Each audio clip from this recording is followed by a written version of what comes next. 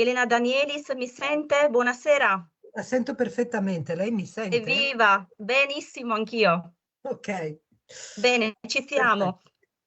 Elena Danielis, coordinatrice regionale del Movimento 5 Stelle. Il Sì, sì ha vinto in 3 regioni italiane, Lombardia, Veneto e Friuli Venezia Giulia, anche se bisogna specificare che in Friuli Venezia Giulia la situazione è spaccata a metà, cioè nella Venezia Giulia ha prevalso il no. Come interpreta questo dato? allora di questo dato sono molto contenta. L'affluenza è stata piuttosto alta, il che dimostra che in tutta Italia, per quanto ci sia una disaffezione alla politica e una sfiducia verso le istituzioni abbastanza generalizzate, la Costituzione è ancora parte della nostra identità, è ancora tanto importante e sentita emozionalmente. Dopodiché, dopo la grande chiamata alle armi del centrodestra, in una regione come la nostra, il risultato elettorale è una vittoria per il no. Io la vivo come una vittoria. Difatti sto brindando. Cin E, cin. e, e poi Trieste e Gorizia hanno avuto un risultato in controtendenza rispetto al resto della regione. Esatto.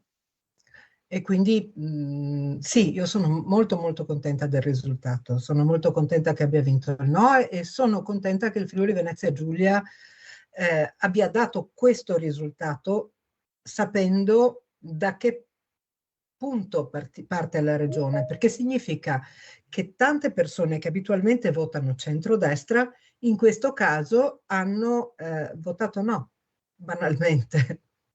Quali scenari apre questo verdetto per la politica, soprattutto per la politica triestina?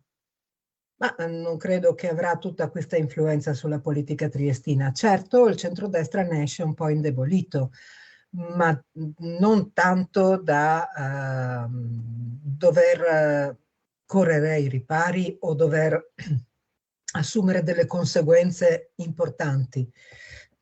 Credo che il problema non si porrà neanche a livello nazionale. Io vedo un centrodestra abbastanza impermeabile alle influenze esterne, alle richieste, eccetera. Io vedo un centrodestra che continuerà per la sua strada. Quello che mi auguro, soprattutto a livello nazionale, è che la Premier Meloni e tutto il suo entourage si rendano conto che è ora di affrontare i problemi veri della società italiana e non quelli della politica, perché io ho vissuto questo referendum pensando che era sostanzialmente una richiesta di modifica della nostra Costituzione finalizzata a indebolire il sistema giudiziario, ma non per tutti i cittadini, ma per la classe politica. Quindi io credo che sia ora che il centrodestra smetta di occuparsi dei problemi dei politici e si metta a lavorare su quelli dei cittadini. Grazie Elena Danielis per il suo contributo, grazie mille, buona Grazie a voi. serata e Cin cin. buoni festeggiamenti, arrivederci.